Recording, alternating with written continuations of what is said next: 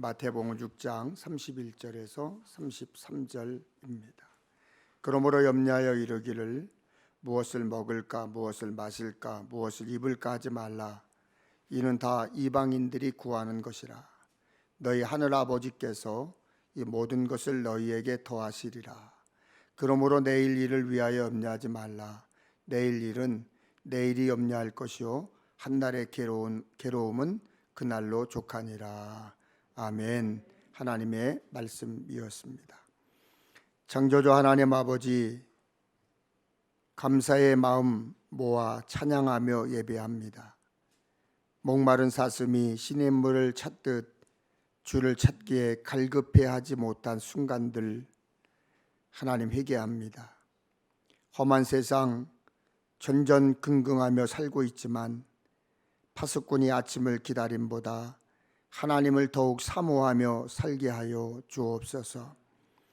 세상 삶의 염려와 근심 걱정으로 이런저런 일로 영과 육이 다 지쳐 있습니다. 그래서 때로는 짜증을 내기도 하고 핑계를 대기도 하며 이런저런 지침을 핑계 삼아 주님으로부터 멀리 도망치려 했습니다. 그러면 마음이 편할 줄 알았는데 그렇지 않았음을 고백합니다.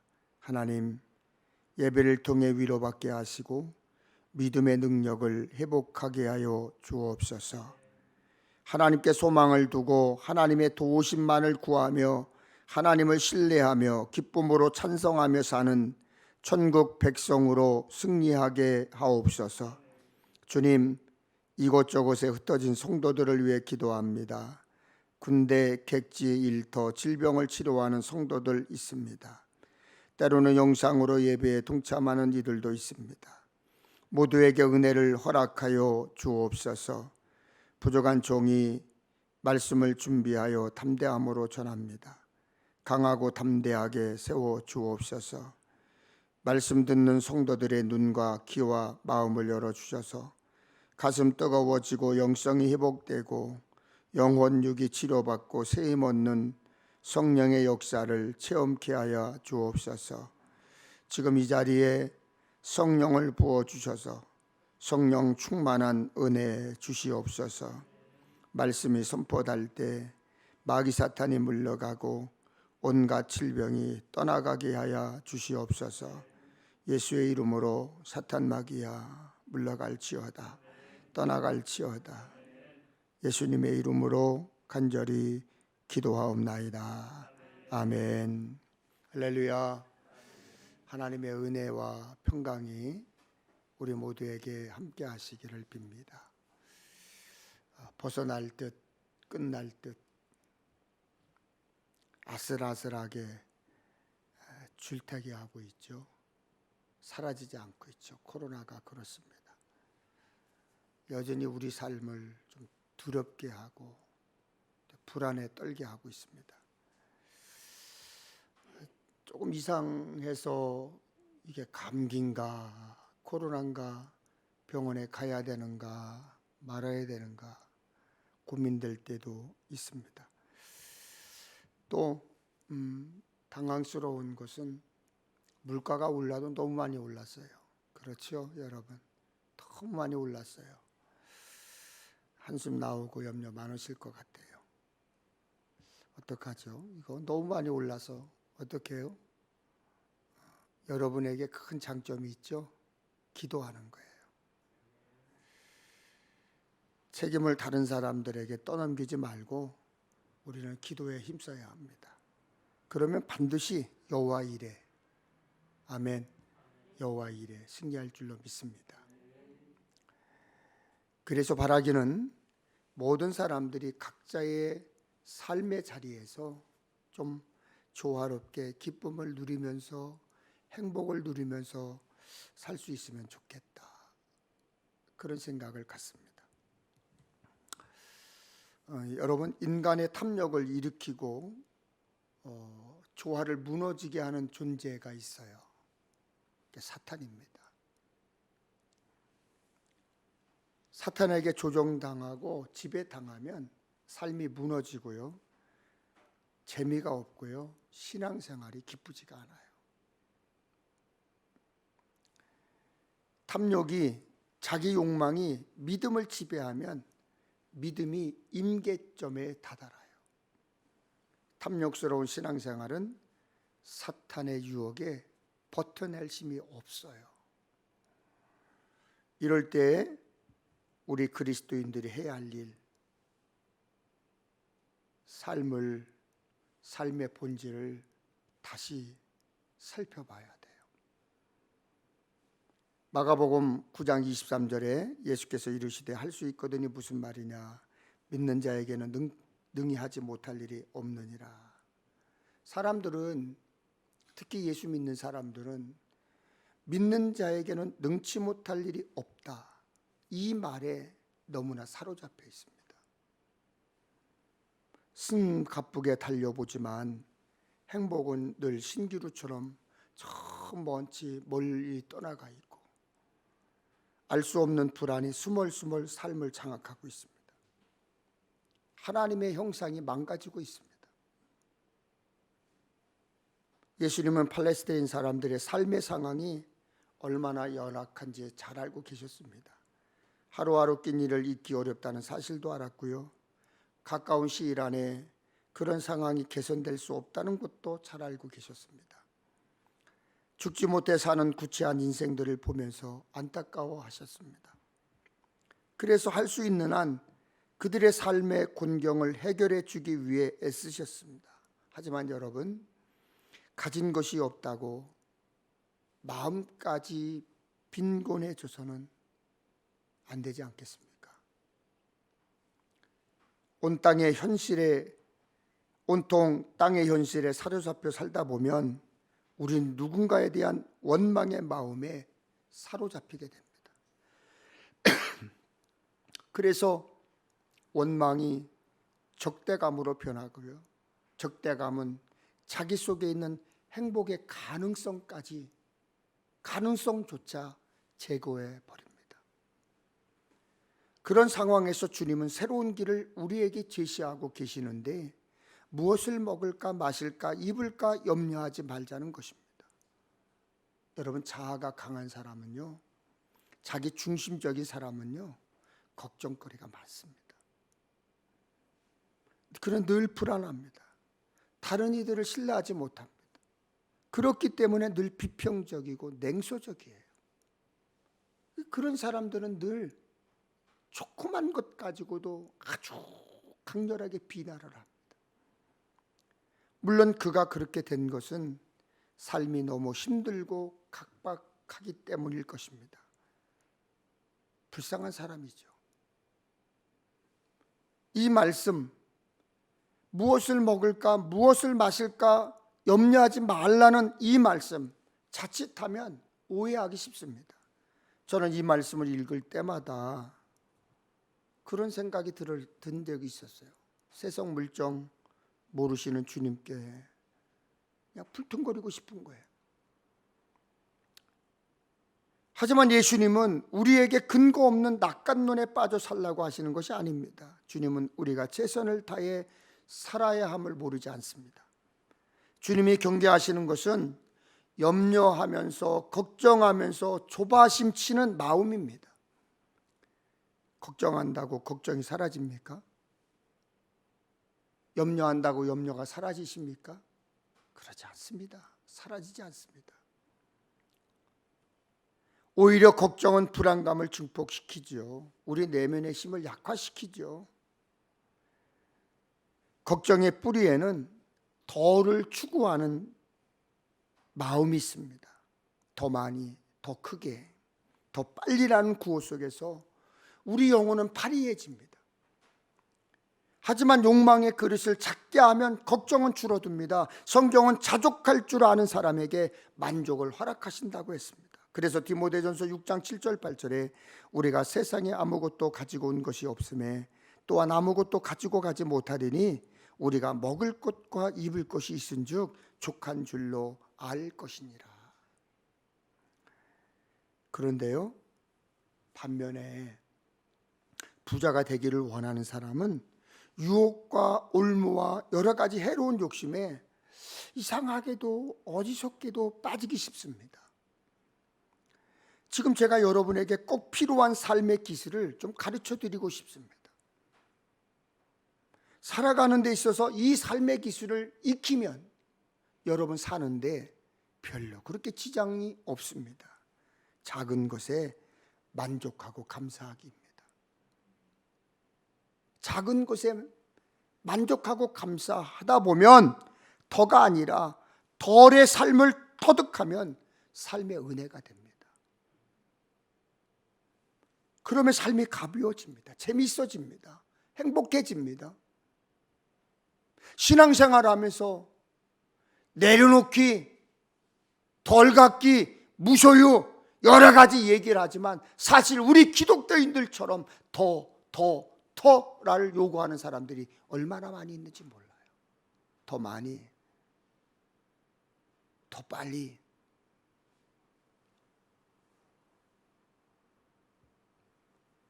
가진 것이 적어서 화려하지 않아도 감사하며 사는 것이 은혜예요.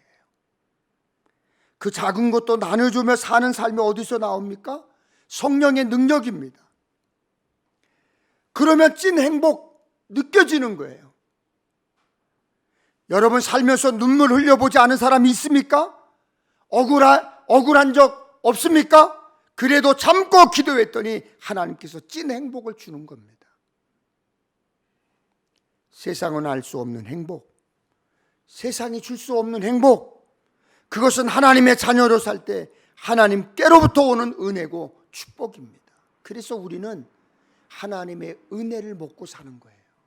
하나님의 축복을 먹고 사는 거예요. 예수님은 제자들에게 구초한 현실에 굴복하지 않을 수 있는 길을 제시하고 있습니다. 마태복음 6장 25절 26절 세번역 성경입니다. 그러므로 내가 너희에게 말한다.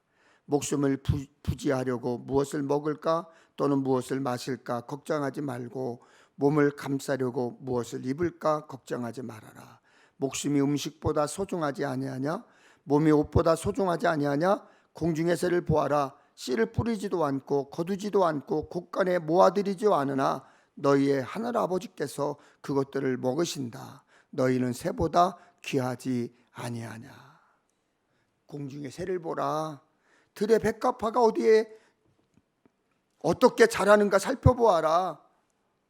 하늘 아버지께서 먹이고 입히시지 않더냐? 그거 하는 거예요. 여러분 하나님의 돌보심을 신뢰하십니까? 하나님의 도우심을 신뢰하십니까? 맡겨야 되는 거예요.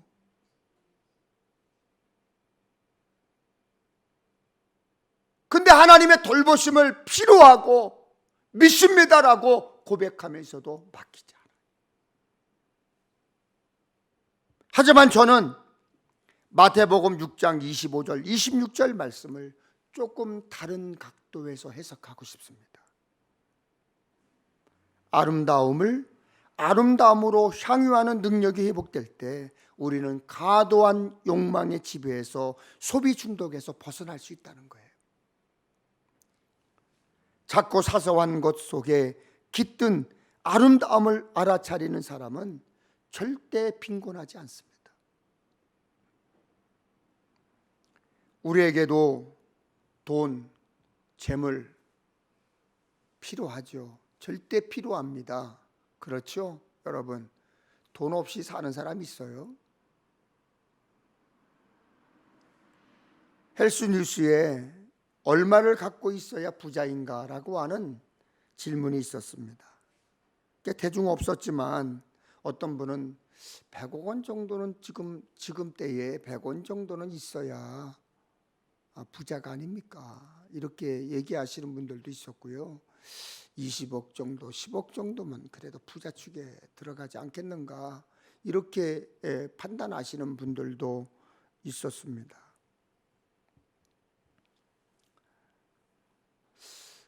여러분들도 그러면 반드시 재물도 필요하고 돈도 필요하겠죠?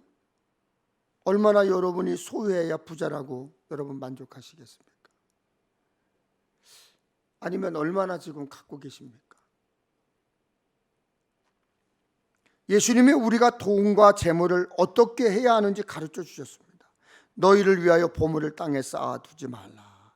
오직 너희를 위하여 보물을 하늘에 쌓아두라. 보물을 어디에 쌓아두라고요? 하늘에 쌓아두라. 보물을 어디에 쌓아두라고요? 하늘에 쌓아두라. 예수님 당시 곡식, 옷, 금, 은, 이게 재물에 해당하는 물품이었습니다. 재물은 돈이나 값 나가는 물건을 통틀어 말하는 것이지요. 사람들이 전쟁이나 사업 등의 이유로 멀리 떠나게 되면 그 팔레스타인 사람들은 큰 항아리를 준비해서 재물을, 돈을 땅에 넣고 땅에 묻었습니다. 그리고 일이 끝나면 돌아와서 그것을 꺼냈습니다. 이게 보통 고대 근동지방은요, 햇볕이 강하고 건조해서 물건이나 음식이 잘 썩지 않는다고 그래요. 하지만 간혹 숨겨둔 곡식이 썩거나 옷이 좀먹는 경우가 있었고 도둑이 훔쳐가기도 했습니다.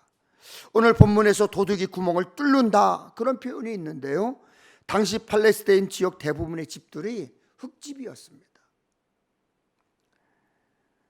그러니까 도둑이 벽을 뚫고 물건을 훔쳐갔던 데에서 비롯됐던 말이에요. 그래서 예수님은 보물을 하늘에 쌓아두라. 어디에 쌓아두라? 하늘에. 간혹 이 말씀을 오해하는 경우도 있습니다. 성경은 열심히 일하여 재산을 가지는 것, 지혜롭게 미래를 대비하는 것 막지 않았습니다. 그런 일들은 땅에 보물을 쌓아 놓지 말라는 말과는 거리가 있는 거예요. 근데 어떤 분들은 이 말씀을 곡해해가지고 일하지 말아라. 돈 많이 벌지 마. 재물 쌓아 놓지 마.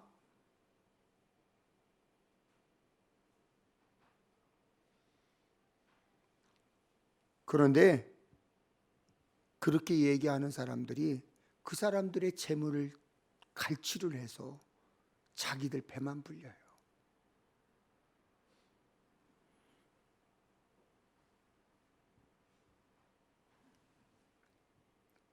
본문에서 예수님이 말씀하셨습니다. 내 보물이 있는 그곳에는 내 마음도 있느니라. 예수님은 재물이 아니라 재물을 대하는 사람들 마음에 초점을 맞췄습니다. 보물을 땅이 아니라 하늘에 쌓아두라 하신 이유는 우리 마음이 보물을 따라가기 때문입니다. 땅에 보물을 쌓으면 우리 마음이 땅에 머물고, 하늘에 보물 쌓으면 우리 마음이 하늘을 향하기 때문에 하늘의 보물을 쌓아두라고 말씀하고 계신 거예요. 1919년 통계에 따르면 우리나라 국내 인구 중 외국 국적을 가졌다가 귀화한 사람들이 21만 명으로 전체 인구의 0.4%입니다. 그리고 우리나라로 이민 온 부모에게서 태어난 이민자 2세는 28만 명으로 전체 인구의 0.5%를 차지했습니다. 전문가들은 이 수치가 앞으로 계속 늘어날 거라는 거예요. 여러분 지금 보세요.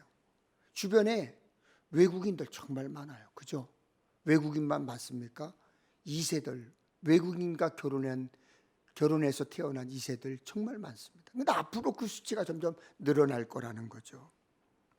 그래서 2040년이 되면 국내 인구의 2.5%가 귀화한 외국인 혹은 이민자의 자녀들로 구성될 것이다, 이렇게 예측하고 있습니다. 이렇게 우리나라의 여러 나라 사람들이 늘어나면, 들어오면 어떤 현상이 일어날까요? 반드시 일어나는 현상이 있어요. 다양한 문화가 함께 들어오겠죠. 그들이 믿던 다양한 종교가 들어오겠죠. 한국 사람이 외국에 나가 살면 향수병에 걸리잖아요. 김치, 된장찌개, 거기다가 청국장 끓여봐요. 어때요? 그냥 한 일주일만 나가도요, 김치찌개 끓이면 냄새가 막 환장해요. 막 죽여 그냥. 청국장 끓여 먹어봐요. 주변 사람들, 외국 사람들은 막 썩은 거 먹는다고 코 찌르고 맞고 난리치는데 우리는 그게 그냥 치유야, 치유. 그런 것처럼 우리나라에 들어와 정착한 외국 사람들도 당연히 자기들 고유의 종교와 언어와 음식, 문화를 누리고 싶어 하죠.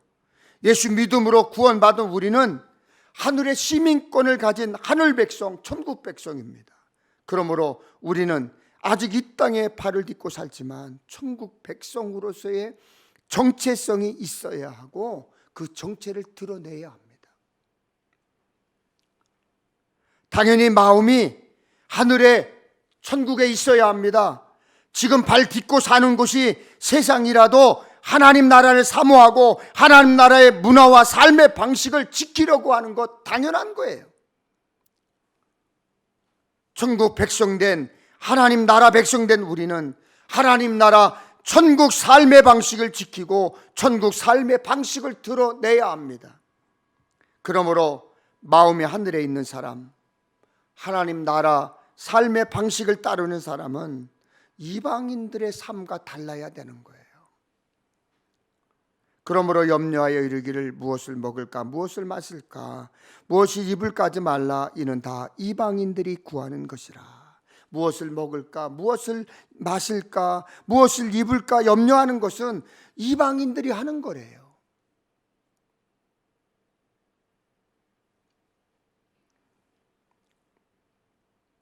누가 이방인이에요? 어떤 사람들이 이방인일까요? 이방인은 하나님과 그분의 일하시는 방식을 모르는 사람이 이방인이에요. 예수 믿지 않는 사람이 이방인이 아니라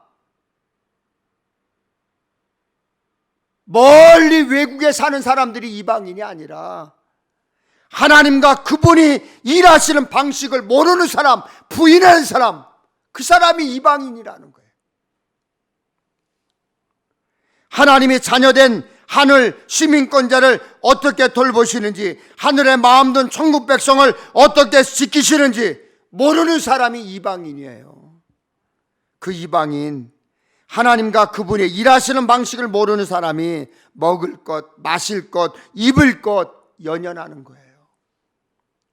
천국 백성된 우리가 지금 이 땅을 밟고 살면서 느끼는 또한 겪는 어려움 여러분 많이 있지만, 그래도 말씀을 듣고, 그래도 기도하시고, 그래도 찬양하시고 천국 백성으로 사는 정체성이 강하면 세상이 어떻게 변화도, 세상에서 어떤 풍랑을 만나도 흔들리지 않아요. 흔들리지 않아요. 변함없이 저 높은 곳을 향하여 갈 수 있습니다.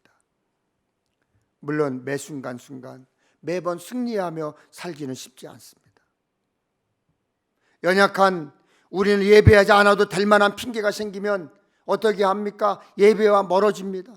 어떻게 하면 도망갈까? 잔머리를 굴립니다. 그리고 핑계거리가 생기면 주저함 없이 주님을 버립니다. 말씀과 조금만 거리를 두면 하나님 생각, 하나님의 뜻을 잊어버립니다. 문제가 생기면 열심히 기도하다가도 형편이 좀 나아지면 기도하지 않습니다. 그래서 흔들리지 않는 견실한 믿음을 가져야 합니다. 하나님을 더 가까이 해야 합니다. 상황에 따라 변하는 믿음이 아니라 흔들리지 않는 믿음, 견실한 믿음을 가져야 하는 거예요. 힘이 들고 어려워도 찬송하며 가야 하고요, 가는 길을 누가 비웃어서 조롱해도 저 높은 곳을 향해 끝까지 가야 하는 것입니다. 우선순위를 하나님께 둔 사람은 주저함 없이 표대를 향해 달려갑니다. 주저함 없이 하늘나라에 발을 들여놓습니다. 십자가를 품는 것이 한량없는 하나님의 은혜를 갚는 것입니다. 그것이 은혜입니다. 세 가지 시력이 있습니다. 첫째는 육체적 시력입니다. 눈으로 볼 수 있는 능력, 검사를 통해 측정할 수 있는 시력입니다. 둘째는 정신적 시력입니다. 생각으로 볼 수 있는 능력, 옳고 그름을 판단하는 능력, 비판하는 능력, 합리적으로 이해하고 판단할 수 있는 총명학을 말합니다. 셋째는 영적 시력입니다. 믿음의 눈으로 볼 수 있는 능력을 말합니다. 육체적 시력, 정신적 시력 중요합니다. 그러나 그것이 약할 수 있어요. 시간이 지나면요, 시력이 약해져요.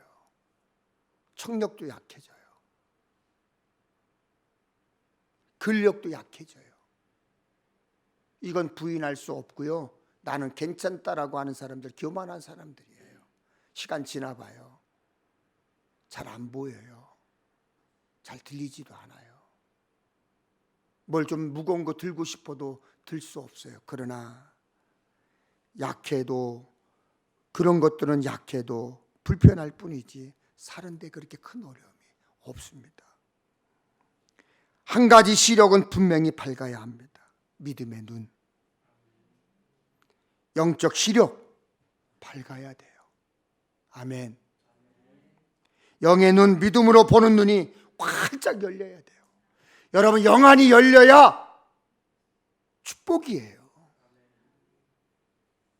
영안이 열린 사람들은요, 더더더 그러지 않아요.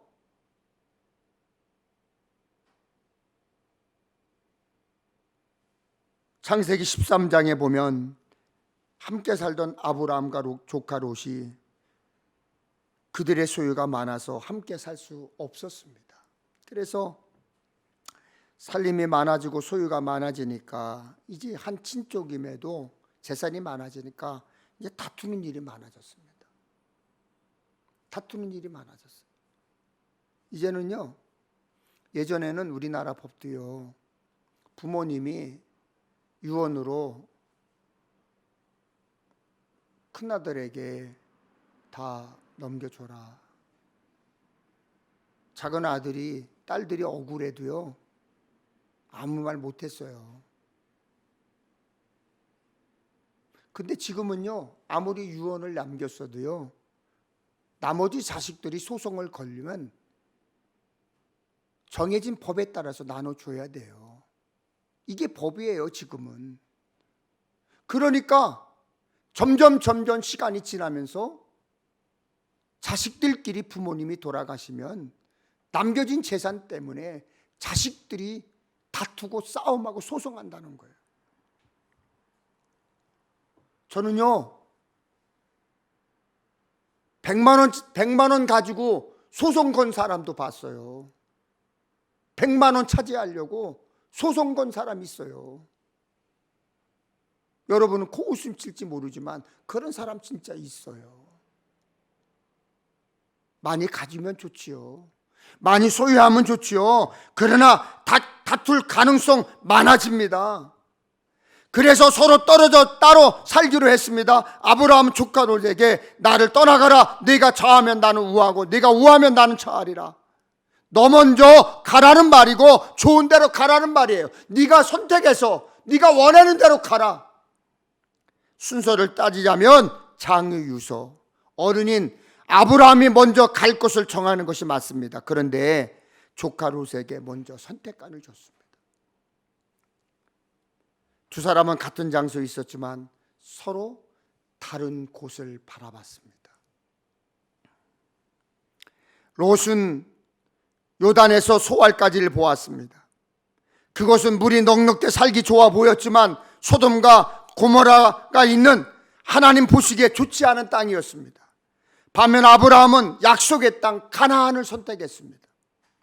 그 아브라함은 하나님이 주신 복을 누렸지만 롯은 서글픈 인생을 살았습니다. 살던 곳을 뒤로하고 탈출해야 했고 산에 올라가 굴에서 살았습니다. 아브라함과 롯은 육체의 눈으로 세상적 가치, 세상적 기준으로 보느냐, 믿음의 눈으로 보느냐에 따라 두 가지 눈 때문에 인생이 달라진 거예요. 롯은 육체의 눈으로, 아브라함 믿음의 눈으로 봤던 거죠. 예수를 믿는 믿음 가진 여러분, 천국 갈 것을 믿는 여러분, 영원히 살 것을 믿는 여러분, 어떻게 살고 계십니까? 어떻게 살고 싶습니까? 하나님의 약속을 믿고 믿음의 눈으로 보며 하나님 마음에 맞는 삶이어야 합니다. 범사를 믿음의 눈으로 보시기를 축원합니다.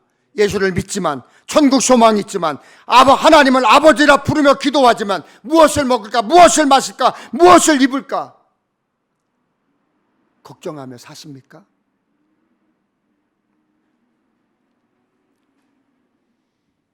사실 그런 것 때문에 힘들기도 해요. 그런 것 때문에 힘들기도 해요. 좀 더 넉넉하여 부모님을 평안케 해드려야 하는데, 좀 내가 좀 넉넉해서 부모님을 잘 봉양했으면 좋겠는데, 좀 11조를 아껴서 자녀들 좀 편하게 공부시키고 좋은 것 좀 해줘야 되는데, 그래서 11조 슬쩍슬쩍 감사원금 아껴서 좀 넉넉하게 먹고 놀고 편안히 좀 살아야 하는데, 그래서 감사원금 뜨문. 여러분 그러지 않으세요 지금?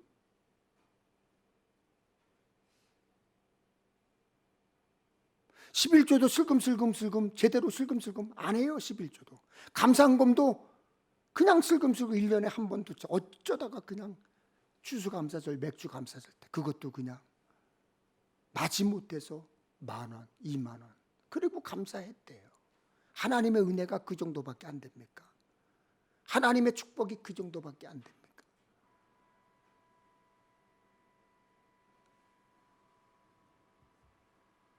물론 그런 거 못해서 안타까워하는 사람 이해돼요. 그런데 그 안타까움을 하나님 앞에 드려야 되는 예물을 떼어먹으면서까지 그렇게 해야 됩니까? 하나님은 그거 좋아하시지 않아요. 하나님 반드시 계수하신다는 거예요. 반드시 하나님께서 계산하신다는 거예요. 여러분 요즘 가장 스트레스 받는 게 무엇입니까? 가장 스트레스 받는 게 뭐예요? 전국에 만 19세 이상 성인 800명을 대상으로 물었습니다. 그런데요, 대부분의 사람들이 돈이래요. 돈. 일상생활에서 가장 큰 골칫거리가 돈이라고 대답한 사람이 35.9%나 되었고요. 돈 많으면 돈 때문에 걱정할 일이 없어질까요? 라고 하는 질문을 했더니요, 같은 조사에서 돈 많은 사람도 결국은 돈 때문에 스트레스 받는다, 이런 결과가 나왔어요. 돈 문제로 가장 큰 스트레스를 받는다는 사람들은 월 수입 600만 원 이상인 사람들 비율이 가장 높았습니다. 600만 원 이상 받는 사람들이 스트레스를 돈 때문에 가장 많이 받는데요. 있으면 있는 대로, 부족하면 부족한 대로 살기 힘든 세상이잖아요. 이 세상에 경제적인 고민 없이 사는 사람 여러분 있을까요? 없어요. 예수님이 의식주에 대해서 아무 생각 없이 살라고 하시지 않았습니다. 그러므로 우리는 계획하고 땀 흘리며 열심히 일해야 하고 대비할 것은 대비하며 살아야 합니다. 문제는 이것입니다. 그러므로 염려하여 이르기를 무엇을 먹을까, 무엇을 마실까, 무엇을 입을까지 말하라. 먹을 것, 마실 것, 입을 걸 염려하는 게 문제입니다. 단순히 걱정하고 신경 쓰며 사는 것을 말하는 게 아니에요. 온통 정신을 빼앗기는 게 문제입니다. 거기에 돈에 정신을 온통 뺏기는 거예요.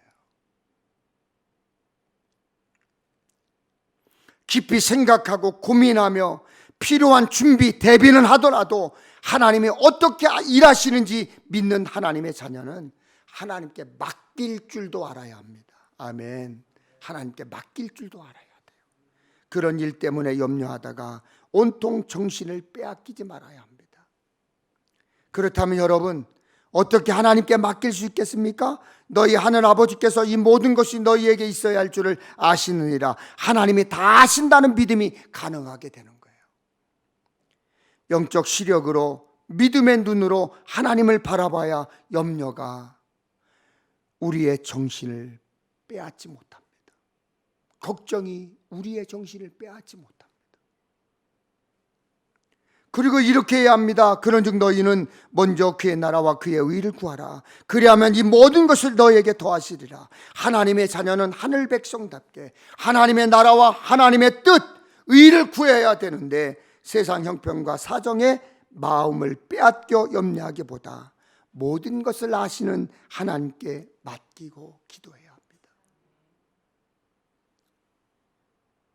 무슨 일이 생겼을 때 걱정하고 염려하기보다 하나님께 기도하시길 바랍니다. 여러분이 정해놓은 답에 하나님의 뜻이라고 우기지 마세요.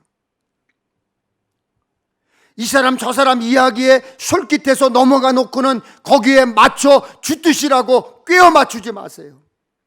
진짜 다 내려놓고 기도하며 하나님의 뜻을 구하세요. 어떤 일이 생겼을 때 무슨 생각이 먼저 드느냐를 보면 그 사람이 무엇을 의지하며 사는 사람인지 알 수 있어요. 그리고 성실하게 땀 흘리며 최선의 노력을 하며 살아야 합니다. 여러분, 기도만 해서는 안 돼요. 성실하게 땀 흘리며 최선의 노력을 다해야 되는 거예요. 우리는 육체의 고향, 삶의 추억이 담긴 곳만 추억하는 사람들이 아닙니다. 옛날에 그게 아니에요. 진짜 본향에 가야 하는 사람들인데요, 미래를 봐야 되는 거예요. 그래서 열심히 기도하셨으면 열심히 일도 하세요. 15일, 16일 안면도에서 감리사 협의회가 있었습니다. 이제 저희 부부가 함께 참석을 했는데 어느 감리사님이 저에게 배감리사님 고향이 어디세요? 묻길래 안성 사람입니다. 대답을 했어요. 제 고향이 안성이라는 말이죠. 저 하늘 사람입니다. 저 천국 백성입니다 라고 표현하는 것은 나는 하늘로 돌아갈 사람입니다. 나는 천국에 갈 사람입니다 라는 뜻입니다. 그러므로 우리에게 필요한 것은 본향을 향하는 마음이에요. 그래, 난 구원받은 하나님의 자녀지, 난 천국 백성이지, 내 시민권은 하늘에 있지, 잠시 머무는 세상에서의 삶이 힘들어도 잘 이기고 견뎌야지. 하나님이 다 아시지, 하나님이 다 아실 거야 하는 믿음이 있어야 되는 거예요. 여러분, 세상 일로 염려하여 온딱 정신을 빼앗기지 마세요. 그렇게 살지 마세요. 왜요? 우리는 천국 백성이기 때문입니다. 하나님의 자녀이기 때문이에요. 가정에 걱정거리 있습니다.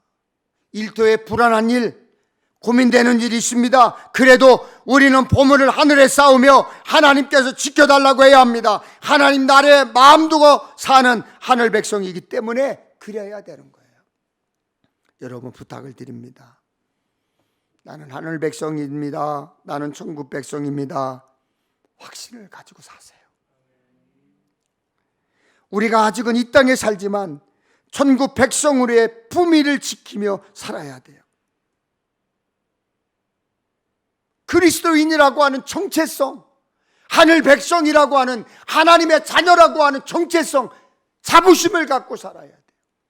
이번 감리사 협의회 중에 이제 감리사님 쭉 원탁 테이블에 앉아서 회의를 하는데 이제 마지막 이번 감독님 때에는 마지막 감리사 협의회예요.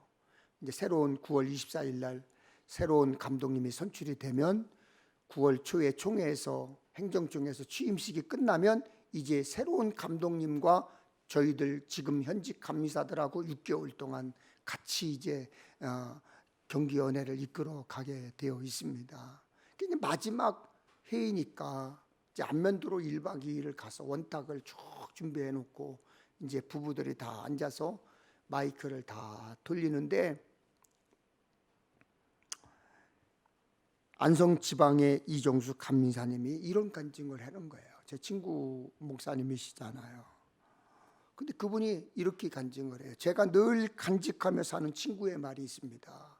저기 앉아있는 배종각 감리사가 제 친구인데 저 친구가 한 말을 목사 안수식 때 안수를 받고 나오는 저에게 한 말이 지금도 간직하고 지금도 그 말을 기억하고 살고 있습니다. 이렇게 얘기하는 거예요.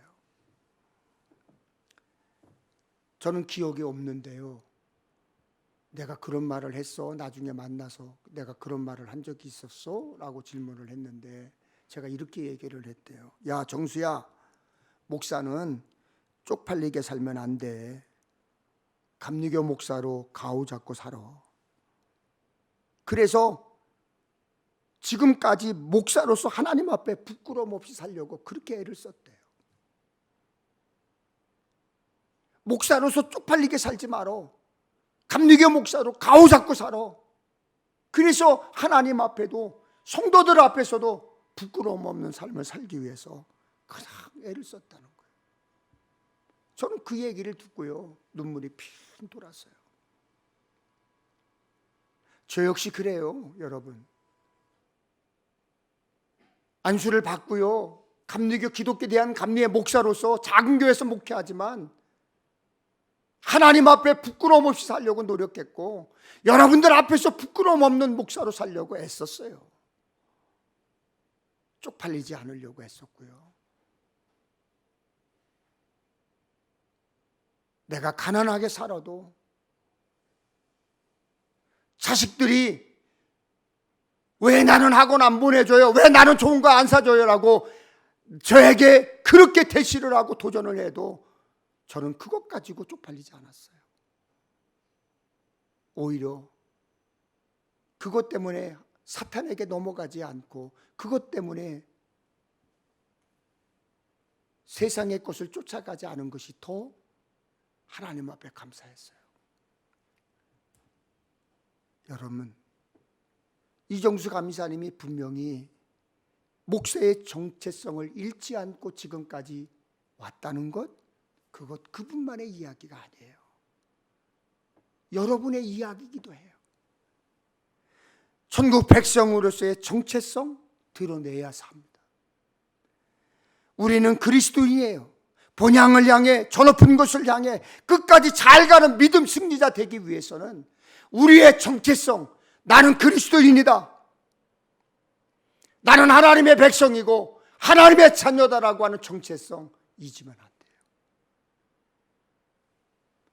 그렇게 살기를 주님의 이름으로 축원합니다.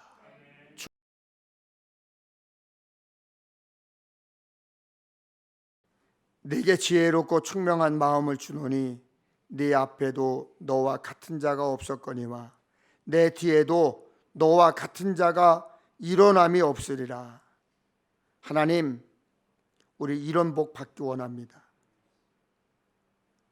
찬송한 마음으로, 기도한 마음으로 간구하는 저희들의 기도가, 갈급한 간구가 응답이 있을 줄로 믿습니다. 하나님의 자녀로 세상의 것만 구하고 살다가 이제는 하늘나라와 하나님의 의를 구하며 살 때 저들에게 꼭 필요하고 저들에게 꼭 있어야 할 것들을 필요적절하게 하나님께서 채워주시고 하나님께서 저들에게 은혜로 갚아주시기를 간절히 소원합니다. 하나님, 사랑하는 우리 평택엘림교회가, 사랑하는 성도들이 정말로 그리스도인으로 멋지게 살기를 원합니다. 주님의 정체성을 가지고 살 때 저들에게 사탄의 그 공격을 이길 수 있는 능력, 지혜, 명철 주시옵소서. 지금은 모든 만물을 다스리시는 주 예수 그리스도의 은혜와 영원토록 우리의 출입을 지켜주시는 하나님 아버지의 사랑하심과 교훈하시고 깨닫게 하셔서 말씀대로 순종하도록 도우시는 성령님의 교통하심이 주님의 손과 발이 되어 평화를 이루며 살아가기를 원하는 머리 숙인 모든 성도들 머리 위에와 저들의 가정과 기업과 일터와 우리 조국 대한민국 위에, 그리고 우리 기독교에 대한 감리회와 평택엘림교회 위에 지금으로부터 영원히 함께하옵시기를 간절히 축원하옵나이다. 아멘.